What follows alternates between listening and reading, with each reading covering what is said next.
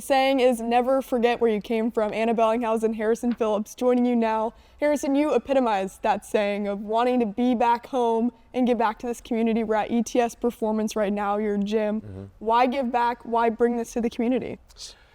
Man, that's a great question. I would say, you know, I'm really fortunate for the community that raised me. I mean, it definitely takes a village to help you accomplish what you want to accomplish, and there's a lot of people that poured into me along the way.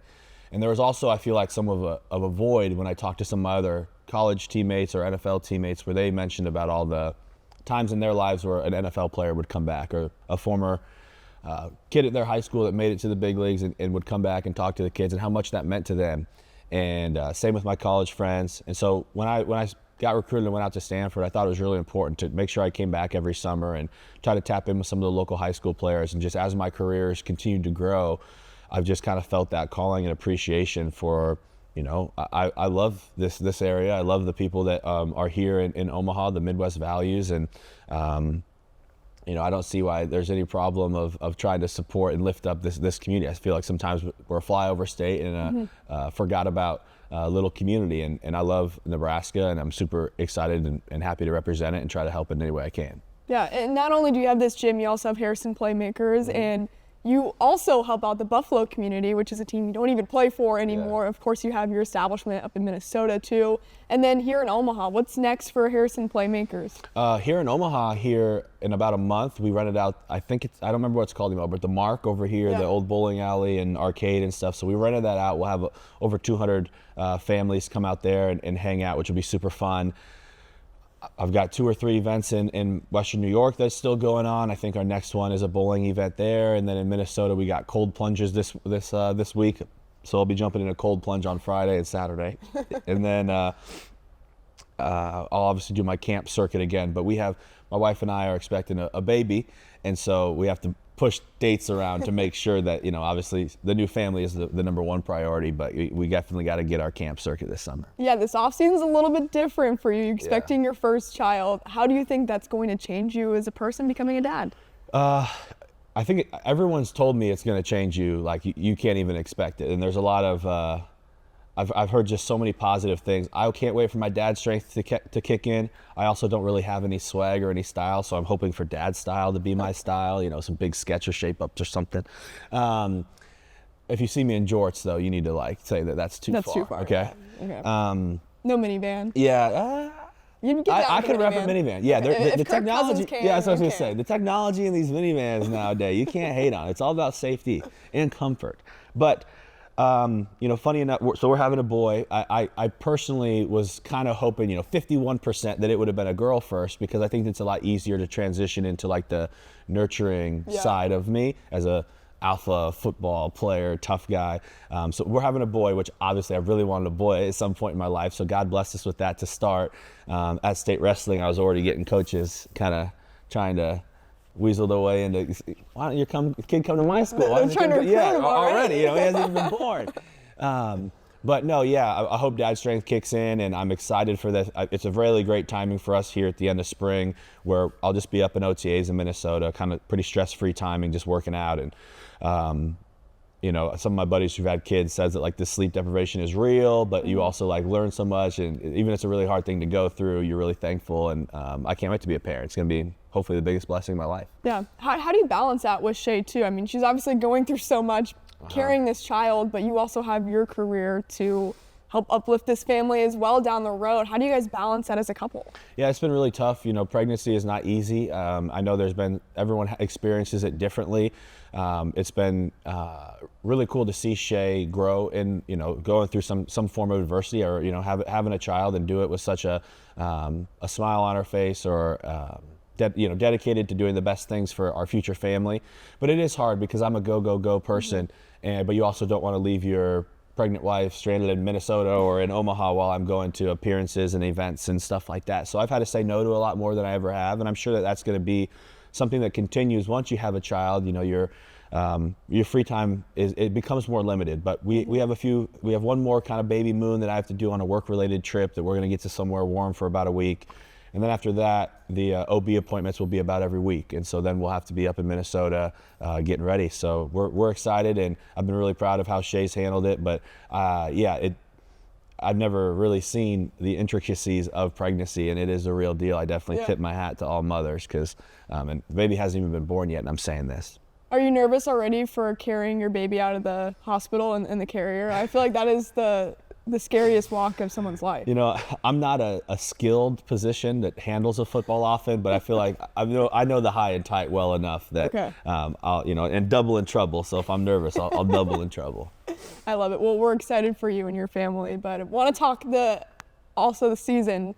What has it been like with the Vikings? And I mean, you're going in your 8th year. Yeah, it's crazy. That's crazy to think about. How has your mindset changed in the NFL and doing what you do? That's a good question. I would say that my mindset, I don't think my mindset has changed much. You know, it's still early days of off season. I'm doing kind of 2-a-days. I'm working out every day. I still have that competitive edge. But what I think I've learned more throughout the years is that it's way more important to be consistently reliable than like excellence in spotty situations. And so I feel like in my career to kind of last as I have and the players that I see, it's because they're consistently reliable and they're not just showing flashes of excellence here and there. And so that's kind of the bucket that I've placed myself in as a football player, is I'm just going to be consistently reliable. And if that means my name's not the one that's getting called every 3rd down, or I'm not making extremely game-changing plays, I'm being extremely reliable, and my teammates are able to count on me and know that Harrison's going to do his job, and I've really prided myself in that. And so, I know that there's outside companies or press that want to try to like rank players or grade players and all those things. I've graded out extremely high with my coaching staff and with my specific role in the defense, and I feel like that's the thing that I've hung my hat on. And then also work ethic. So if you were to ask one of my teammates who's one of the hardest workers that is on your team, I'd hope that they'd mention my name. So those are the things I've hung my hat on. Well, this season was an interesting one for the Vikings. 14 wins in a year where nobody thought this team would be anywhere near that record. What was it like from the inside perspective? Because we know the outside and what they were saying, but what was it like inside those walls? It was interesting because during training camp and during OTAs, we were all kind of shocked, not shocked, but like, why is there so much negative outside noise when we're watching our practices, we're having joint practices, we're winning preseason games, and we're starting to believe like, wait a minute, I think that they all have it wrong. Like that player is amazing, that player is amazing, that player is amazing. We're coming together, we're a close team. We have all the recipe to win a lot of football games. Why aren't other people seeing it? And normally Vegas is right about a lot of shit. They somehow are always dialed. But we just started playing and had a dominant first game of the season. I actually think that was the biggest game of the year, was the first game of the season. You come out, dominant win, that was really important for our organization. And then it kind of proved that everything in training camp was how we felt, and those joint practices were how we felt. And then went on a 5 or 6 game tear. And yeah, man, that was probably the most fun I've ever had playing football because there was so little expectation for us. We went into every game supposed to lose by 15 points. And so it was so carefree, and the coaches were super relaxed, and it was just an amazing like 12-week span, maybe 12-ish, 15-week span. And then as it got towards the end, the whole world was then talking about us going for the number 1 seed in the division, the number 1 seed, and having a home playoff game. And so things tightened up a little bit and it got a little dicey. But either way, in the last 365 days, the Vikings have lost to 2 people. You know what I mean? Yeah. So it was a really fun season. Proud of those guys. Proud of Sam. Yeah. Did you see that from Sam in training camp early on? Yeah, even in OTAs, just joking around after practice when they do a little push-up bet for who could hit the crossbar, right? He just, boom, ding, and they step back 5 yards, boom, ding. You're like, dang, this thing's just slamming it. And when training camp came, and the only thing I would say yes, the answer is yes. I saw it very early from Sam. And I knew that playing him in college, he was a real one. I saw watching him in the NFL, he has a beautiful football. But in training camp, you can't ever touch a quarterback. So like, there's a lot of people that would excel really well in a training camp setting because even though people are running by him, they know that nobody can touch me. So like, I'm not really paying attention. I'm just doing 7-on-7. So I've seen a lot of quarterbacks through the years, first, second, third string quarterbacks, be superstars in training camp. And then you go plug them in the game when they can actually get hit, and it's a completely different ball game. So I had to hold on to that a little bit because Sam was dicing us up in practice, and it was pissing off our DBs and pissing off our DC. He looked great. But back in my head, I was like, he looks great without us being able to tackle him. And then we go into the first game of the season where he has probably one of the best defensive players in the NFL, Dexter Lawrence, running right down the middle of him. He threw for 350 yards and 3 or 4 touchdowns. And I was like, okay, we got one. We got a good one. Well, then you go to the playoffs and obviously it didn't go your way in that wild card round. How did this team take that in the locker room? What was the sentiment? It was really emotional. Every season has been pretty emotional, especially for the free agents. I think this one probably had the most tears of my 3 years in Minnesota because we had a lot of guys on 1-year contracts. So a lot of players won't be back next season. And this was the best team that we've been on. So it was the biggest disappointment to not win one in the playoffs. And I know that's the hump right now with our new staff and our new regime is that, can you win some playoff games? And that's our goal. It always has been. But yeah, when you walk through that locker room in LA, there was a lot of tears, and part of that is we're disappointed that we didn't win the game, and a lot of that is that we became best friends this season, and we hung out every day. And you're gonna go play for a different team, and I probably will see you half a dozen times the rest of my life, and we're best friends. So that's probably one of the most difficult parts about the end of the season. Yeah. How does that though motivate the guys that do come back for next year? Yeah, you take that. I mean. Let's see. The last 2 seasons when we lost, we lose on a Sunday. Monday's exit physicals. You're there kind of all day. Tuesday, I go back in the weight room and I have to work out. I'm like, we lost. People are still at practice today. I got to go get a workout in. These last 2 years, I've been the only person in there. This year, there was like a dozen guys that also had that, I'm so pissed off, I have to go do something. Even though I just played a 25-week season, I want to go start working right now. And so that was cool to see that we have guys hitting me up a lot earlier in the off season for workout plans or what are you doing? Normally that doesn't happen until March, and that happened to me the beginning of February. Got a couple guys calling hey, can you send me your workout plans, or when are you going to start running again? So you can tell people have that itch and they realize that people talk about Super Bowl windows. I don't really believe in that, but people know that we have a good core of players, certain guys hitting their prime at a certain time that maybe increases our likelihood to try to go win one. Yeah, I mean, Justin Jefferson, greatest football count player this team out when you have him. Time. Yeah, dude, he's insane. You haven't come to a Vikings game? I have not yet. No. You got to put that on the bucket list, because to watch him do his whole thing from pregame warm-ups to coming back out and then just. Yeah, he's the greatest player in football, and I don't know, I know you know sports very, very well, but to get into the intricacies of how coverages can kind of cloud and cover and squat corners, and just take my word for it, I've never seen, even at a high school level, when you have nobody on the field, you got a 5'2" receiver on this side, and you have a 5-star recruit over here. You're gonna call a bunch of shit for this 5-star recruit. I haven't even seen at the high school levels how some of these how some of these defenses are playing Justin Jefferson.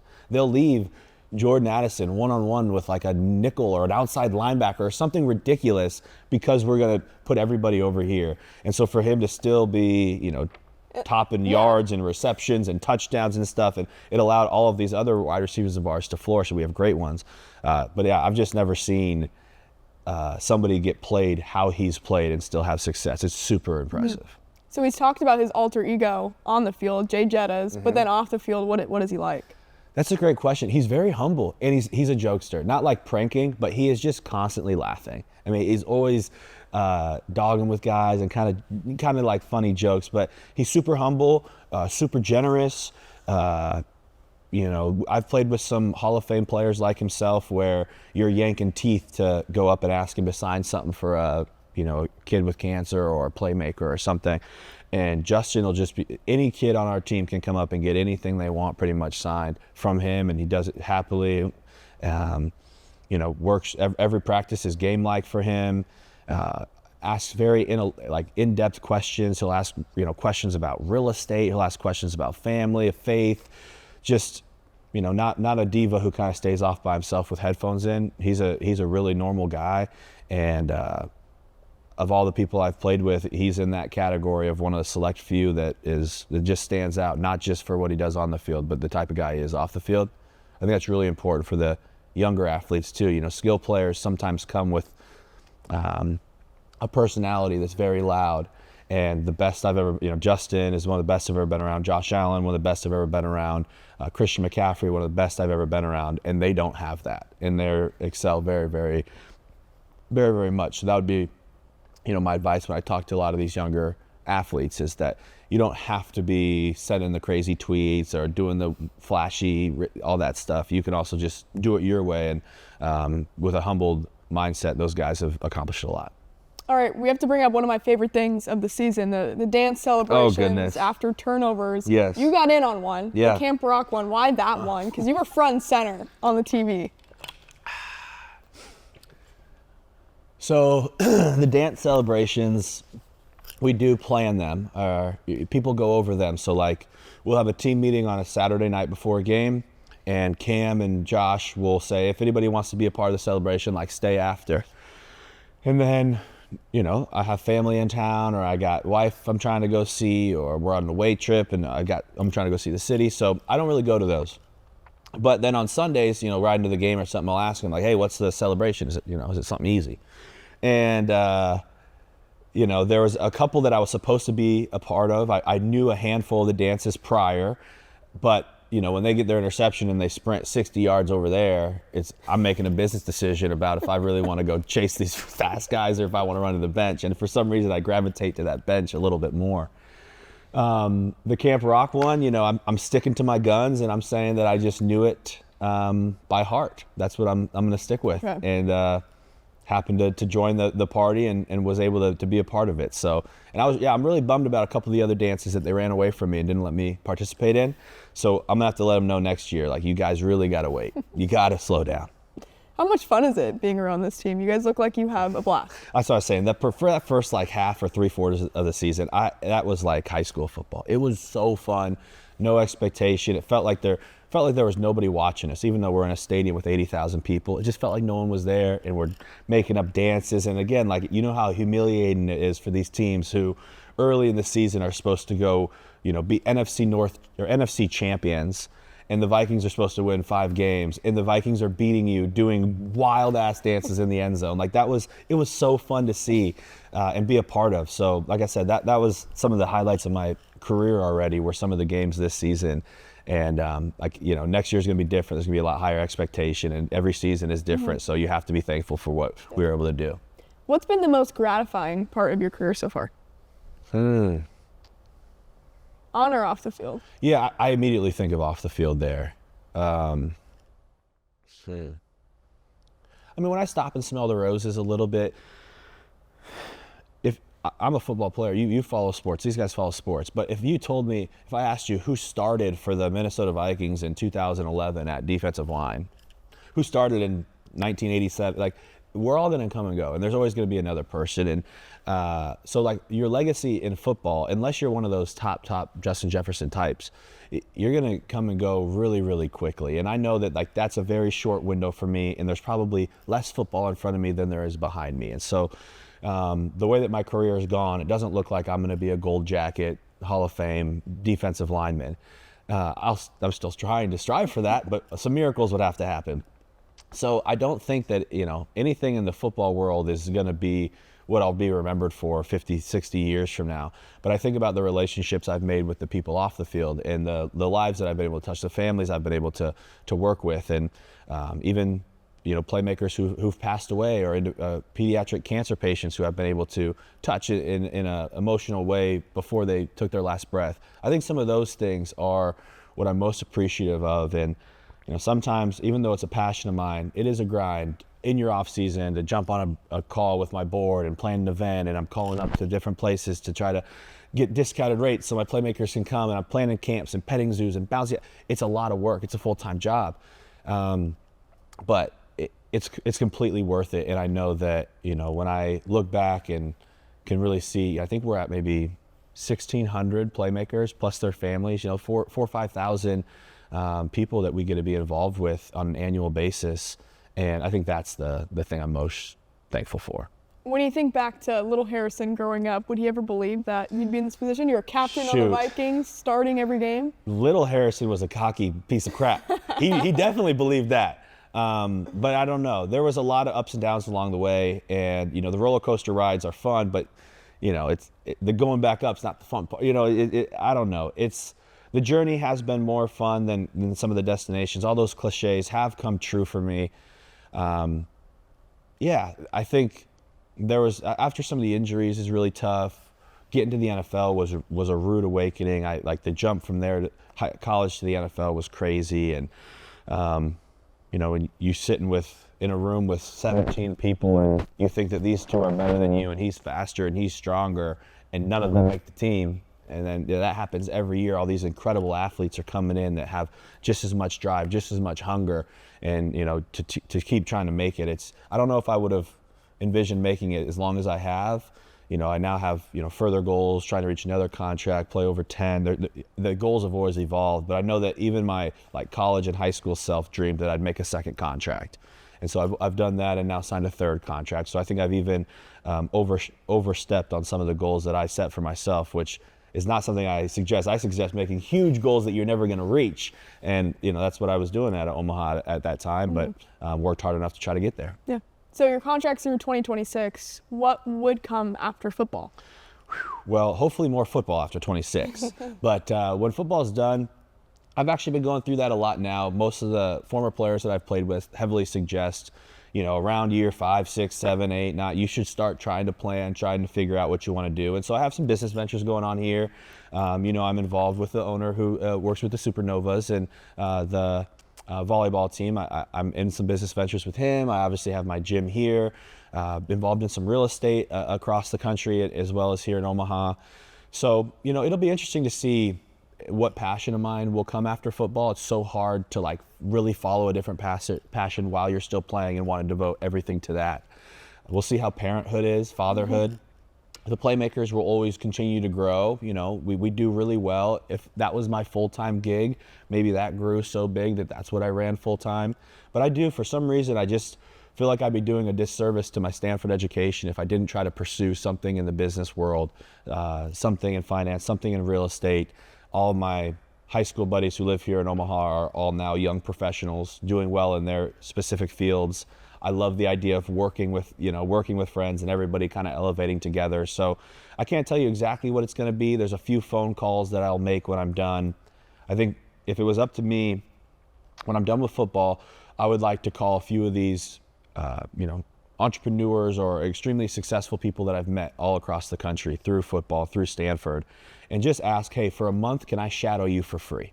You don't have to pay me anything, but can I just follow you around for a few weeks? And follow someone in real estate, follow someone in finance, follow someone in banking, follow someone in community work, follow someone in pharmaceutical sales or medical sales, and just kind of job shadow.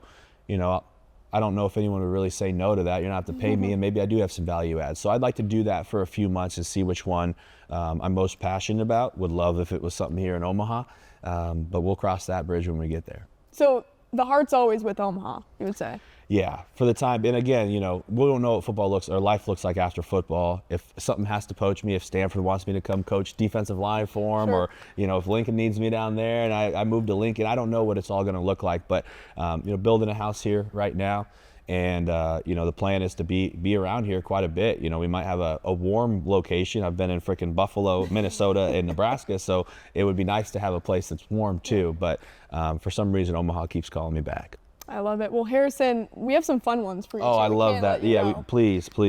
All right, first one, top 3 restaurants or places in Omaha. Like when you come back home, where are some places you have to hit? Oh my gosh. Okay, so it's super lame, but I always hit up a Runza. Okay. What's your order?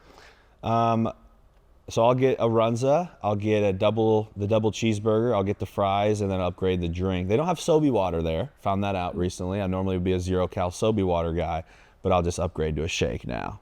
Wife gets the chicken fingers, I believe. I like Vidlax, Brookside, for breakfast spot over there by Scut. Mm-hmm. And then, let's get a little dinner spot.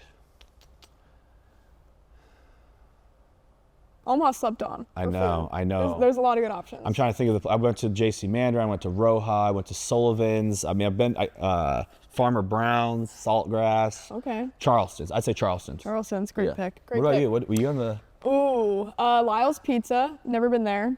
Okay. It's down on Leavenworth, on 40th and Leavenworth. It's a newer place. That one's amazing. Yoshitomo, some of the best sushi. Yeah, I've had Yoshitomo. Yeah. In the United States. I Oh, don't yeah, know why. that's good. But Omaha has some of the best sushi. They catch it right in the river right there, I think. I think they do. They just fly it over from the river. They put it right on your plate. Don't know why. Omaha is very slept on for sushi. Yeah. But yeah, there's so Okay, many that's good a good options place. Yeah, here. Blue's Blue's good great. as well. What's the place? They have Right, Koji. It's another one. blanket on it. Hero. Hero's Yeah. good. So many good options here. What is your welcome to the NFL moment? My welcome to the NFL moment was versus the Packers. My first year, obviously. I have two. I have an embarrassing one and a cool one. Okay. So I'll do the cool one first and just quickly through the embarrassing one. My welcome to the NFL moment was when the Bills, we went to Lambeau, so playing in a historic stadium, super cool. And Aaron Rodgers is known for his hard count cadence to make people jump off sides. And all week I was working with one of our defensive linemen who's in year 13, should be a Hall of Famer, named Kyle Williams. And he was watching with headphones and listening to the volume really loud to try to hear Aaron Rodgers' cadence and his voice inflection. And sometimes it was color coordinated based off of if he was facing this way or what quarter it was. Like he's the best in the world at doing it. But for some reason we had a tell. I can't remember what it was. And we had this buzzword if we were going a certain way. And so sure enough, 3rd and 5, he throws a 4-yard completion or a 4-yard run, gets you to 4th and 1. And he hurries everybody up to the line of scrimmage, and he runs up there like he's going to quarterback sneak it or run something quick. And so we're all ready, about to jump. We got to go make a stop on 4th down. And he said this code word. It must have been Brown 80, and I heard Brown. And so I get on my knee, and I'm like, stop, earmuffs. He's not going to snap the ball. It's a dummy count. He's not going to snap it. So sure enough, I was right, and he didn't snap it, and he had to call a timeout, and he was pissed off. He unbuckles his chin strap, and he said something along the lines of like, I know you went to Stanford, but all these other dumbasses don't know it. And I was like, Aaron Rodgers knows who I am. He knows I went to Stanford. And he's been one of my favorite people to play against through the years. He went to Cal, I went to Stanford. There's a good little rivalry there, and he's always spoke highly of me. He's one of my favorite quarterbacks of all time. But that was really cool. I like the whole week. I think they beat us, and we're supposed to be losing. In the locker room afterwards, I'm like, dude, Aaron Rodgers knows who I am. Like, this guy knows I went to Stanford. And my embarrassing was my first year. I can't remember who we were playing. They had an elite offensive line, and I got wham blocked. So that means like everyone splits. I don't know who's coming, and a guy comes and hits me from the side. And a guy hit me from this side too, so I get completely pancaked and I'm on the ground. And there's two offensive linemen they're fighting each other, trying to argue who's gonna get credit for the pancake, because they pancaked me. And they're like, no, I'm gonna get it, no, coach is gonna give it to me. And there I am on the ground, 21 years old or whatever, like, this sucks. There's these two 30-year-old grown men arguing over who's going to get credit for the pancake. It was a very humiliating experience, and that is also my welcome to the NFL moment. Okay, when you get in Uber and the Uber's like, hey, what do you do for a living? Small talk, what do you say? I say I work for the Wilfs.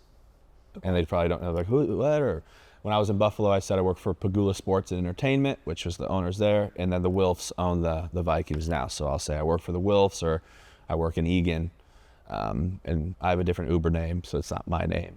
Smart. Then they normally have follow-up questions, and depending if they're cool or not, I'll let the cat out of the bag. All right, what's one rule change you'd add to the NFL? An easy one that's realistic. I think that they should allow some celebrations and some taunting. I think that that's fairly normal.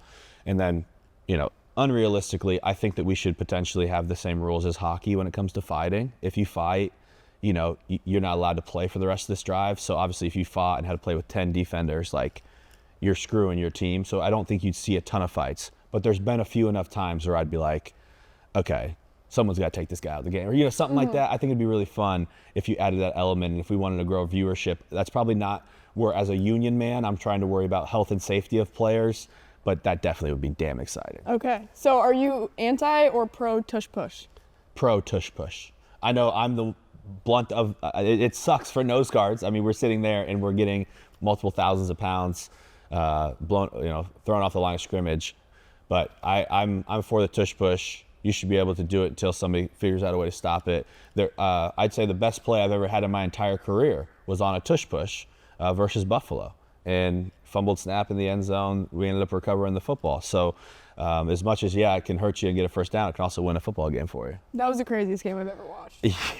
I thought the game was over like 4 times. I thought the 13 seconds game versus the Chiefs when I was with Buffalo, I thought that game could never, ever be topped until we went to Buffalo in 2022. And I'll play for 100 years and nothing will top that game. That was crazy. The 4th down catch by JJ was 4th and 18. That lives in my head rent free. Right. Yeah. Oh my gosh. There were so many plays, and then OT and the stop. Yeah, that's probably, and again against my my former team, first year out. That was crazy. Yeah. And the Colts game too. I mean, that comeback was 33. Yeah, I guess you're right. You've been a part of some greatest crazy comeback games. of all time. I can't believe I'm just overstepping that, but there must have been too much emotion involved with the Buffalo game that's why it goes to the top for me. All right, what's your routine before a home game versus away game? Do you guys like stay in hotels for home games? Yeah, home game we stay in the Omni Hotel right next to our Vikings facility. It's very nice. We have meetings there the night before. There really isn't any change between home game and away game. The only thing I would say is that at a home game I'll try to stay as much time at the house as possible. In an away game, we do fly into the city a few hours early on Saturday that you probably have 2 hours to go out and enjoy the city. So sometimes we'll try to go get a D-line dinner, or just, we're in Seattle, I want to walk out and go do this. We're in Baltimore, I want to try a crab cake. You try to do something involved in the city. But other than that, there's distractions at home. People have dogs, kids, crying babies. So that's why they put us up in a hotel the night before a game, so there's no distractions. And I'm a full supporter of having a nice king-size bed to myself, turning the air down to 60 degrees and getting a good night's sleep. So not too much change. All right, I know the answer to this one. What's your screensaver and why? My screensaver is the NFL logo, but on my iPad, it's my wife, okay? We've had these conversations before, but yeah, on my phone, sorry, I got all these people hitting me up, but it's the NFL logo. Try to get that out of there. There you go. Has been for forever. And I'm just a believer in manifestation. Funny enough, I stopped by Millard West the other day to talk to the ACP kids, some of my playmakers. And as I was walking there, I looked over and there was my freshman year English teacher, Mrs. Lucar. And she waved me in, and that class was going on. They were reading some novel. And one of the projects you have to do each year is like write a letter to yourself your senior year, and then she gives it to you your senior year. And she's always kept, I guess, my letter, because I almost called every single thing that I was going to accomplish. And I said in there, my sophomore year, I'm going to weigh this amount, wrestle at this place. My junior year, I'm going to do this in football, this in wrestling, this senior year, this. And it was almost to a T, like even to how much I'm going to weigh each season. I'd win 3 state championships. I'd be all-state. I'd win Gatorade Player of the Year. I'd have a first Division I scholarship. And like I wrote all that out as a 14-year-old kid at Millard West. And so I've still tried to do that, and I believe in manifesting. So put the NFL logo on there when I first got a phone, and kept it the same as I kind of want to stay in the NFL as long as I can, or until my body breaks down. So yeah, I'm a believer in manifesting. I love it. Do you ever feel bad for tackling someone?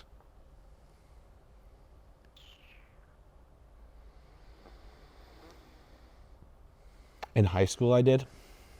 There were some kids in high school that, they gave him the ball just so the kid could have the football for once in his career, and he should probably deserve to get hit the way he did. But in the NFL, absolutely not. They get paid a shit ton of money to get tackled for a living.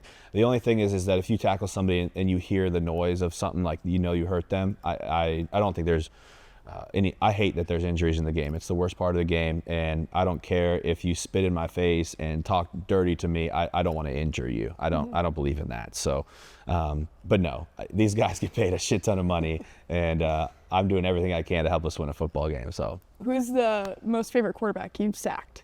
Aaron Rodgers. Okay. I think, like I said, we've had this kind of funny back and forth, and we played in London this year, and I was able to sack him, and it was really cool. And I hit the little discount double check or whatever celebration.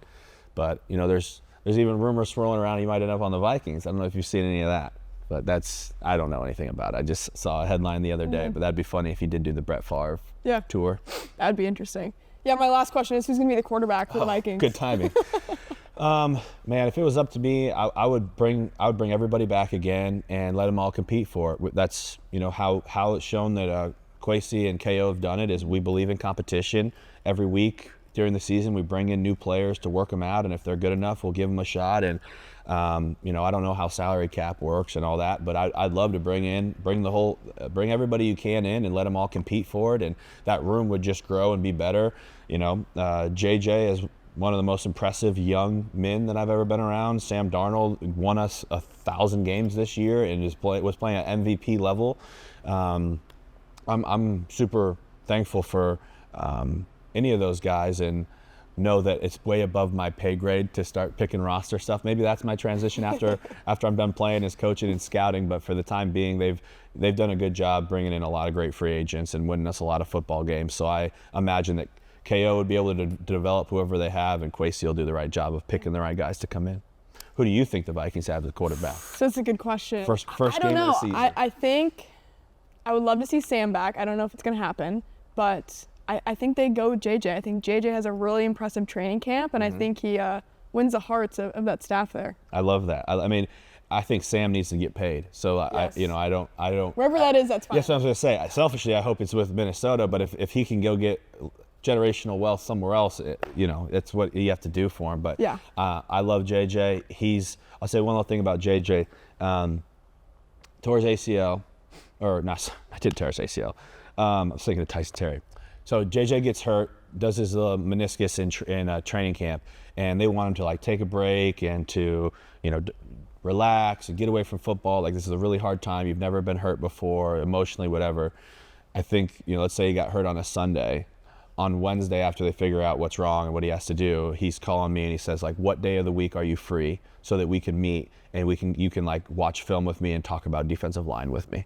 And so, like, throughout the whole season, he's asking me questions, and we're trying to meet up to try to sit and watch film while he's a rookie going through the hardest time of his life, injured in a new city, and he wants to sit with one of his vets, the captains, and watch defensive film so that he can understand what's going through my mind in plays. And I was like, that's a sign of someone who's going to play football for a very long time. That's crazy. Good story. Good JJ story, yeah. Well, we're excited for this next Vikings season. We're excited for you and having a baby. Yeah. Very exciting stuff. Harrison, thanks so much for the time, and we appreciate everything you do for this community. Thank you, as always. Appreciate you.